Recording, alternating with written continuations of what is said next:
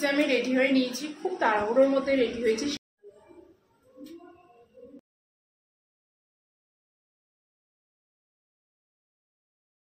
এখন খেলা হচ্ছে।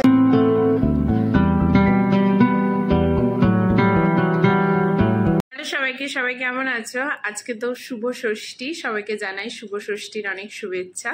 তো সকালবেলা উঠে ভাবলাম যে আজকে লুচি করব ব্রেকফাস্টে, বাট যেহেতু কালকে ফিশ ফ্রাই খেয়েছি তো ওই জন্য আজকে আর একটু ব্রেকফাস্টটা লাইটই রাখলাম, রুটি আর আলুর তরকারি। বাট খেতে বসে মনে পড়লো আমাকে তো ব্লগ স্টার্ট করতে হবে, আমি ভুলেই গেছিলাম। সকালবেলা উঠে চা বানিয়েছি, চা খেয়েছি, তো সেগুলো আর দেখানো হয়নি ভিডিওতে। তো আমি খেয়েছিলাম কফি, কারণ আমি এরমই করি, যেদিন আগের দিন ফাস্টফুড খেলে আমি পরের দিন মানে ওটাকে কি করে ফ্যাটটাকে কাট ডাউন করবো সেটার চেষ্টা করি, তো তার জন্য কফি খেলাম। তো এখনও ব্রেকফাস্ট করে নিচ্ছে, তো আমারও হয়ে গেছে বললাম। আর দুপুরবেলা আজকে একটা ইনভিটেশন আছে, তো সেখানে গিয়ে ব্লগ করব না, কারণ সেটা পারিবারিক অনুষ্ঠান প্লাস স্বাদের অনুষ্ঠান। তো ওই জন্যই আমি রেডি হব, আমি রেডি হয়ে কেমন লাগছে সেটা তোমাদের সাথে শেয়ার করব লুকটা। তো তারপর যাবো, দুপুরবেলা ইনভিটেশন রয়েছে। আর আজকে দুপুরের মেনুতে কি হচ্ছে সেটাও তোমাদের সাথে শেয়ার করে দেবো। সেটা রান্না স্টার্ট করব একটু পরে আমি গিয়ে। তো চলো দেখতে থাকো, আশা করি ব্লগটা দেখতে ভালো লাগবে। আর বিকালবেলা দেখি আজকে কোথায় যাব, এখনও ঠিক করতে পারিনি। আর কালকে মেকআপ করেছি, ব্যাস পিম্পল উঠে গেছে। মানে আমার মেকআপ আমার স্কিনে একদমই স্যুট হয় না, কিছু করার নেই, এই পিম্পল নিয়েই চলতে হবে পুজোর মধ্যে, বিরক্ত লাগছে। তো এনিওয়েজ চলো ব্লগটা শুরু করি, আশা করি তোমাদের দেখতে ভালো লাগবে। ভিডিও করতেই ভুলে গেছি, তো ব্রেকফাস্টে আজকে হয়েছে আলুর তরকারি আর হয়েছে রুটি। এখন বয়েল এগ খাচ্ছি। এখন আমি কিচেনে চলে এসেছি, তো এসে দেখি মা অলরেডি আলু ভাজা বসিয়ে দিয়েছে। বাট আমার ইচ্ছা ছিল এবারে চিকেনে আলু ছাড়া করব, বাট আমার বাড়িতে আলু ছাড়া চিকেন সেটা হবে না, কারণ সবাই আলু খেতে একটু পছন্দ করে।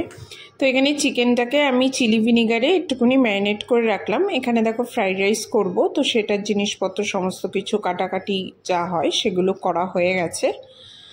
আর চিকেনে আমি এখানে পেঁয়াজ, ক্যাপসিকাম আর টমেটো একটুকুনি ফ্রাই করে রেখেছি, চিকেনেই দেবো। আর এখানে আদা রসুন বাটা রয়েছে, আর আলুটাও ফ্রাই করা হয়ে গেছে। এটা অ্যাকচুয়ালি আলু ছাড়া হয়, আলু ছাড়া হলেই খেতে বেশি ভালো হয়, বাট কিছু করার নেই। বললাম আমাদের বাড়িতে আলু সবাই পছন্দ করে, তো ওই জন্যই আলু দিয়েছি।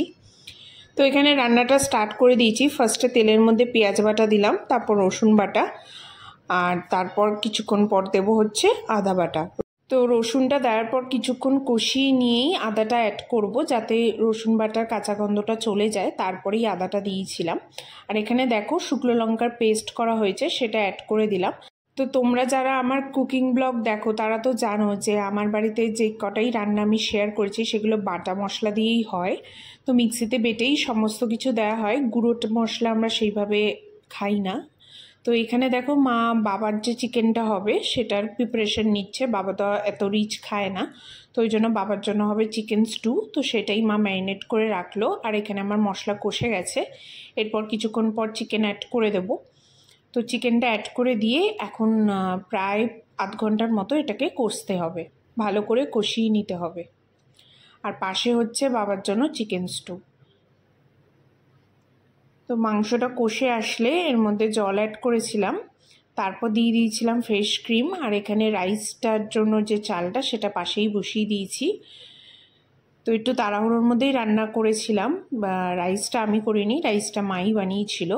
যেহেতু আমার দুপুরবেলা তোমাদের তো বললাম ইনভিটেশন ছিল, তো তার জন্যই তাড়াহুড়োতে রান্নাটা করলাম। আমি স্নান করে চলে এসেছি, আর এখন লেন্সটা পরে নিয়েছি, ওই জন্য চোখটা থেকে এখন জল পড়ছে, তো একটু পরে সেট হয়ে যাবে। আর তোমাদের তো দেখালাম মা কতটা রান্না করছে, মানে কিছুটা আমি হেল্প করেছি, কিছুটা মা করেছে। তো রান্না বান্না হয়ে গেছে, শুধু বাকি রয়েছে ফ্রাইড রাইস, সেটা মা বানিয়ে নেবে, কারণ আমি রেডি হচ্ছি। প্রায় 1:30 বেজে গেছে, তো 1:30 বেজে গেছে, এরপর আর এর বেশি লেট করা যাবে না। তো এখন আমি রেডি হয়ে নিচ্ছি। তো যে শাড়িটা পরবো একবারে রেডি হয়ে নিই, তারপর তোমাদের সাথে শেয়ার করছি ফাইনাল লুকটা, একবারে তোমাদের সাথে শেয়ার করছি। তো দেখ, এখানে ফল দিয়ে গেছে বাতাবি লেবু, তো খাওয়ার আর সময় হচ্ছে না, যেহেতু এখন তাড়াহুড়োর মধ্যে রেডি হতে হবে। তো ভাবছি যে শাড়িটা পরবো, তোমাদের দেখিয়েই দিই। তো একটু মেজড আউট হয়ে রয়েছে চারিদিকটা, তো ইগনোর করো। তো এই শাড়িটা পরবো ভাবছি, আর তার সাথে এই ব্লাউজটা দিয়ে পরবো। তো এটা পুজোর শাড়ি, নতুন একদম, তো আজকেই পরছি। তো একবারে রেডি হয়ে আসছি।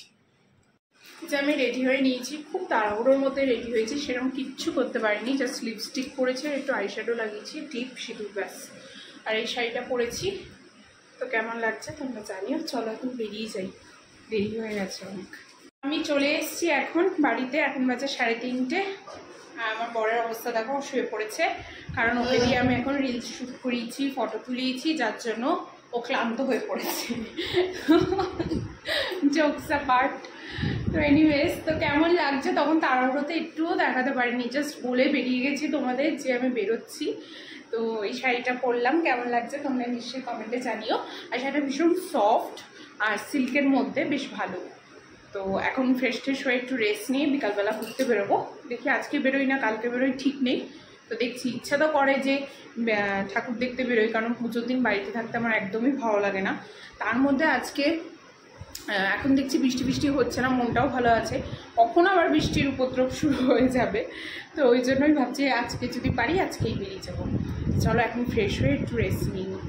যেহেতু আজকে ইন্ডিয়া আর পাকিস্তানের খেলা রয়েছে, তো ওই জন্য আমাকে নিয়ে যায়নি ঠাকুর দেখাতে।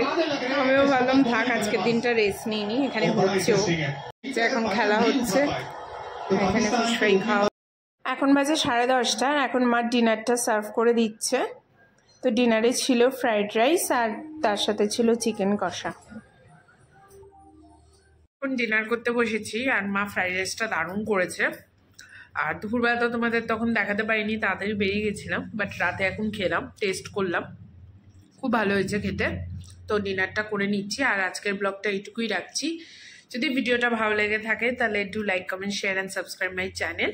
ভালো থাকো, আবার একটা ব্লগে দেখা হচ্ছে। কালকে তো সপ্তমী, ও সপ্তমীর ব্লগও তোমাদের সাথে শেয়ার করবো, তো দেখতে থাকো।